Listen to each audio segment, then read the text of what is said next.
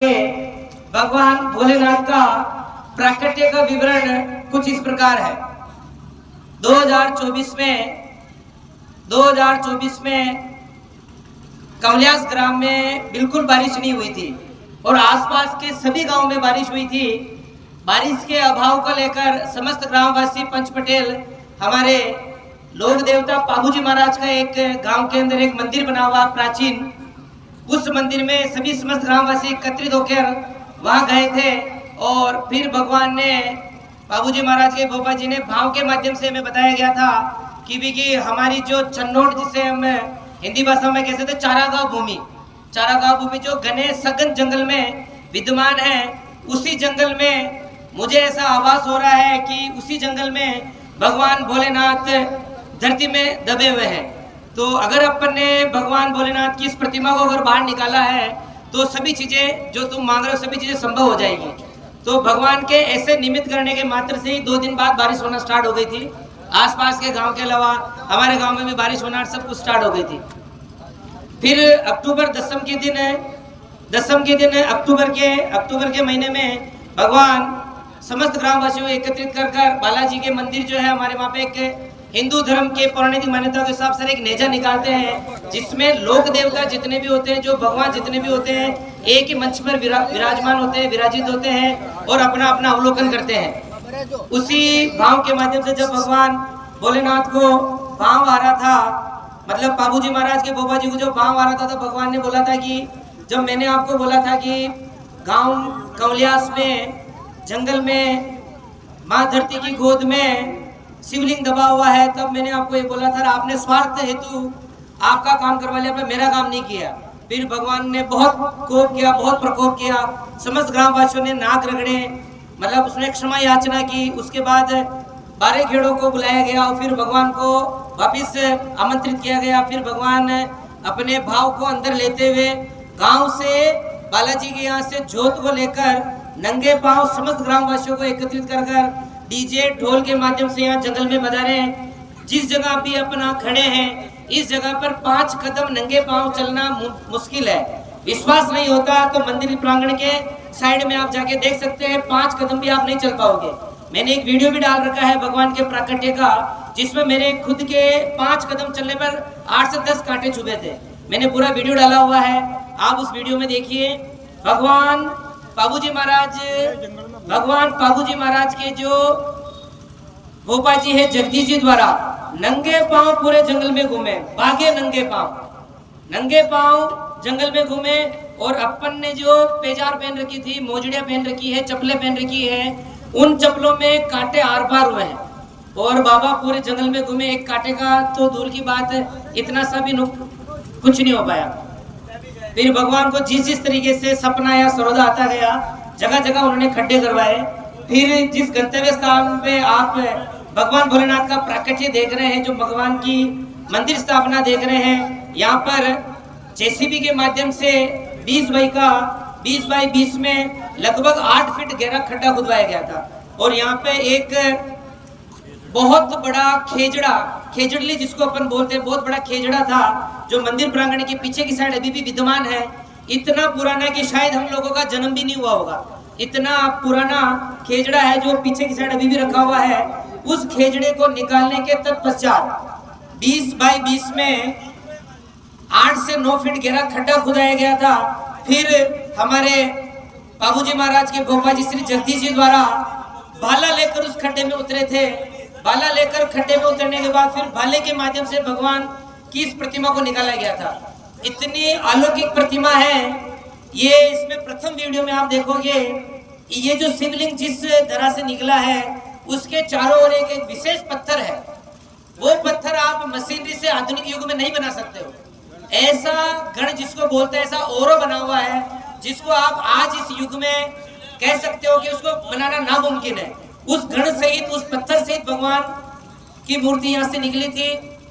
फिर भगवान की मूर्ति को यहाँ से समस्त ग्रामवासियों ने ढोल नगाड़े के साथ कमलियास में जो प्राचीन शिवालय है वहां ले जाया गया था। हिंदू पौराणिक धर्म के हिसाब से अन्न भगवान, जिसको अपन गेहूं बोलते हैं, गेहूं में विद्यमान करके छाबड़ी में भगवान को पुराने शिवालय में ले जाया गया था। फिर पुराने शिवालय में मंदिर स्थापना नहीं की गई थी, मूर्ति को उसी में रखा था कपड़े में पे कर। भक्तों का इतना तांता लगा, जब तक भगवान ने 3 से 4 महीने गांव में विराजित रहे थे, 4 महीने में इतने भक्त आने लग गए कि जिनका अपन बखान भी नहीं कर सकते। फिर भगवान लोक देवता हमारे बाबूजी महाराज को वापस भाव आया। फिर भाव के माध्यम से जगदीश जी ने बोला कि मैं जहाँ पे निकला हूँ, मैं मीन्स भगवान भोलेनाथ, मैं जहाँ निकला हूँ, मेरी उत्पत्ति जहाँ से हुई है, मेरी स्थापना उसी जगह पे होगी। फिर हम समस्त ग्रामवासियों ने कहा था कि बाबा जी वो तो जंगल है, वहाँ पे कैसे रहेंगे, आने वाले आसपास के गांव वाले आदमी आ नहीं सकते, जा नहीं सकते हैं, कैसे हम वहाँ रहेंगे, सब कुछ रहेंगे। तो भगवान ने बोला कि मेरा काम मैं करूँगा, आपन तेज समारोह आपे, भी मेरा काम मैं करूँगा, तुम्हें तो वही स्थापना करनी है। फिर समस्त ग्रामवासी एकत्रित होकर भगवान भोलेनाथ की मंदिर की स्थापना की गई थी। जब भगवान की स्थापना हुई उसके 2 मास के बाद श्रावण मास आ गया था।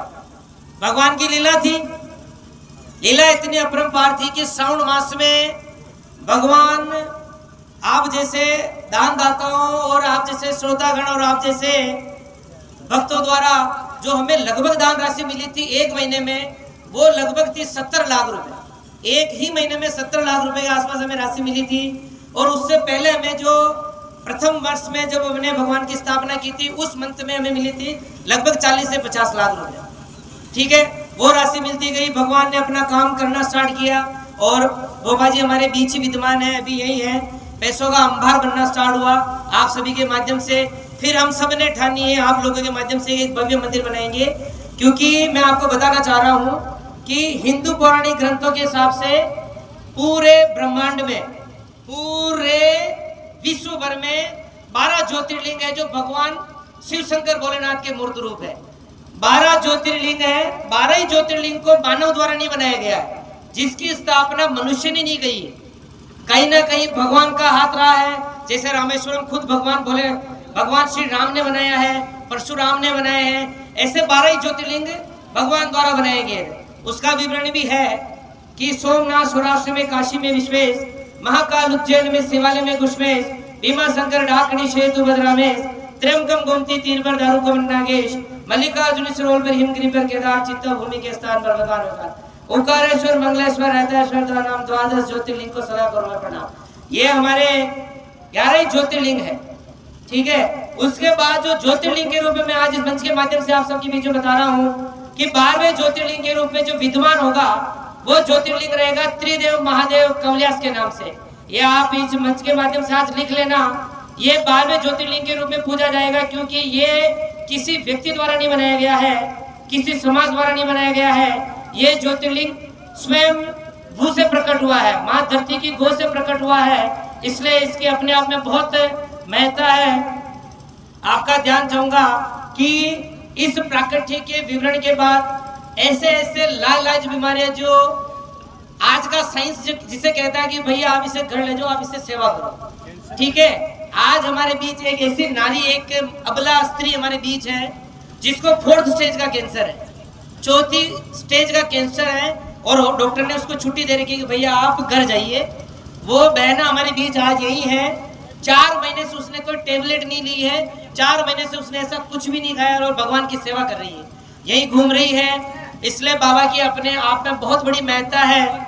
और आपको मैं बता देता हूँ, जब यह शिवलिंग की यहाँ पे स्थापना की गई थी तो ये भगवान भोलेनाथ की मूर्ति को जो गांव में स्थापित किया गया था, तो आदमियों की आस्था ऐसी बढ़ गई थी कि भी आ रहे जा रहे यहाँ धोख देना। जब स्थापना नहीं की गई थी तो हमारे बाबा जी द्वारा एक पत्थर नाम को ही शिवलिंग के रूप में यहाँ स्थापित किया गया था। उस पत्थर की इतनी महत्ता है, अब तो हम पत्थर नहीं कह सकते हैं क्योंकि साक्षात भगवान उसमें विराजमान है। वो छोटे से शिवलिंग को अभी हमने यहाँ स्थापना कर रखी है, अभी हमने यहाँ स्थापना कर रखी है। उस छोटे से शिवलिंग को जब मंदिर निर्माण हुआ था, उस शिवलिंग को हम ग्रामवासियों ने भगवान के माध्यम से उसको उठाने की कोशिश की थी। इस युग में ऐसा चमत्कार हुआ कि 9 दिन तक नाग और नागिन, 9 दिन तक नाग और नागिन जिनको अपन देख भी नहीं सकते, इतने अलौकिक, इतने बड़े, भरी सभा के बीच जब हजारों का तांता लगा हुआ होता था, आरती के समय उस शिवलिंग के पास में आके आ जाते थे और सब श्रद्धालुओं के बीच में से न किसी को नुकसान पहुंचाना, न किसी की तरफ देखना। वो नाग नागिन दोनों वहां आके बैठते थे। प्रतिदिन का ये टोटा था। फिर भगवान ने भाव के स्वरूप से वापिस भगवान ने आज्ञा ली थी। फिर उस हमारे मूर्त रूप को जो शिवलिंग था उसको हमने वहां स्थापित किया। आप उसको देख सकते हैं। उस नाग को हमारे बाबा जी ने भी पकड़ा, हमारे बाबा जी ने भी लिया था और मंदिर में कई दिनों तक रखा। मंदिर में वो नाग ऐसा अलौकिक है कि आप डिस्कवरी चैनल पे भी नहीं ढूंढ सकते और गूगल पे भी नहीं ढूंढ सकते हो। वो नाग ऐसा था, ब्लैक नाग था। उसके चारों तरफ कंठे बनी हुई थी, कंठी बनी हुई थी। मतलब वो साक्षात भगवान थे। ये जो अभी अपन यूट्यूब पर इन पे देखते हैं वो एक मनगढ़ंत कहानियां कह सकते हैं। ये एक आस्था का केंद्र है, विश्वास का केंद्र है। आप सभी आइए, सभी जांचें, सभी चीजें, सभी तथ्य हैं और आप यूट्यूब पे भी जाके देख सकते हैं। बाबा का एक विशेष चमत्कार है, क्योंकि मेरा भोले बाबा चमत्कारी है। मेरा भोले बाबा चमत्कारी है। आस्था रखिए, विश्वास रखिए। बाबा के इस न्यायालय में सभी का मुकदमा जारी है। बोले त्रिदेव सरकार की, बोले त्रिदेव सरकार की। हर हर हर हर हर हर। अगर हाथ खड़े करके अगर अपन जयकारा लगाते हैं ना, हाथ खड़े करके जयकारा लगाते हैं, तो मेरा दावा है कि भोले बाबा के दरबार में अगर आपने हाथ खड़े कर लिए तो किसी के आगे आपको हाथ फैलाने की जरूरत नहीं पड़ेगी। आप नाम लोगे, नाम मात्र से आपका काम हो जाएगा। इसी के साथ एक बार हाथ खड़े करके बोले त्रिदेव सरकार की, बोले त्रिदेव सरकार की। अब हाथ